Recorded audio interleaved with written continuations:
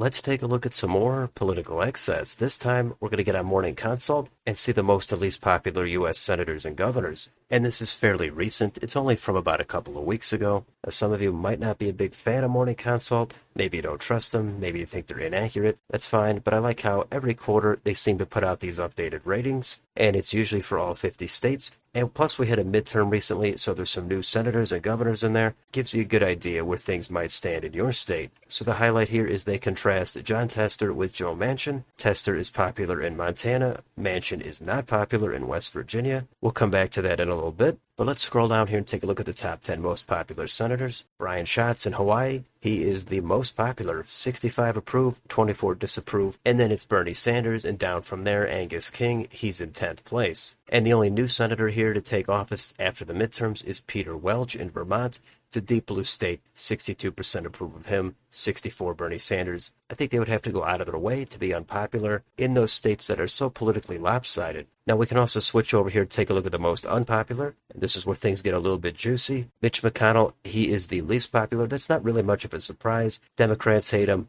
Independents hate him, and a ton of Republicans hate him. He only has a 28% approval, 64% disapprove. That's pretty bad, but he's not up for re-election. The next least popular senator is Joe Manchin, and he is up for re-election next year. He's at a 38% approve, 55% disapprove. So that's a terrible sign for Joe Manchin. But rounding out the top 10, Susan Collins in Maine, she's only at 41% approve. Ron Johnson, he's at 40% approve. And then we have Graham, Murkowski, Cruz, Sinema, Romney in Utah, and Tammy Baldwin, she is in number 10. Now, I'm a little surprised at Tammy Baldwin, only at a 44% approve, 42% disapprove. So there's definitely some vulnerabilities there for Tammy Baldwin, and potentially Mitt Romney in a Republican primary. Of course, Sinema and Cruz, they're up for re-election next year as well. They have their own separate dynamics, and we can look at those in a different video. So let's go down a bit more here, and these are the 7 most vulnerable Democrats going into 24. And this shows their approval ratings over time. And they also have Joe Biden's approval rating on here for comparison. Now, Tester in Montana, this guy is massively popular, all things considered. It's basically the mirror image of Biden. As Biden is a negative 21, Tester is a positive 25. If Republicans think they're going to be able to just flip this seat, I think it's going to be tough. That's what I've always thought. It doesn't mean Democrats should be complacent, but it does mean this is going to be a competitive seat like it has been in the past for Tester. You could see Jackie Rosen there in Nevada. She's mildly popular. Biden is not. Sherrod Brown in Ohio, he's positive 9. Biden is at a negative 22. Bob Casey, he's at a positive 13. Biden negative 15. Tim Kaine, I don't think he's all that vulnerable, but he's at a plus 10. Biden minus 10. There's Joe Manchin down there, minus 17. Biden minus 49, if you can believe that. And finally, Tammy Baldwin. She's pretty much breaking even at this point. And Biden, he's down there at negative 13. So if Republicans are going to flip any seats based on this, it's going to be Joe Manchin. After that, it would seem like it's going to be Tammy Baldwin. Now, when it comes down to the general election, though, I would think Sherrod Brown would go down before Tammy Baldwin, but you never know. Down here a bit further, we have, this is taking the voters who disapprove of Joe Biden and then seeing how that stacks up to their approval or disapproval of their U.S. senator. So of those voters that don't like Biden in Montana, they give Tester a 42% approval rating, 49 disapprove. So Tester definitely has crossover appeal, and he's going to need it if he wants to win again, and he's definitely capable of doing it. He's won 3 races, very close margins in the past. He could do it a 4th time. So you could look at the rest of these to see if there's any crossover support. Tammy Baldwin has the least crossover support of those voters who disapprove of Biden in Wisconsin. Only 17% of them approve of Tammy Baldwin. 70% disapprove. Baldwin is going to pretty much need to get her base out and not so much rely on Republicans or voters who are dissatisfied with Biden. So there's more here you can read. I'm going to scroll down here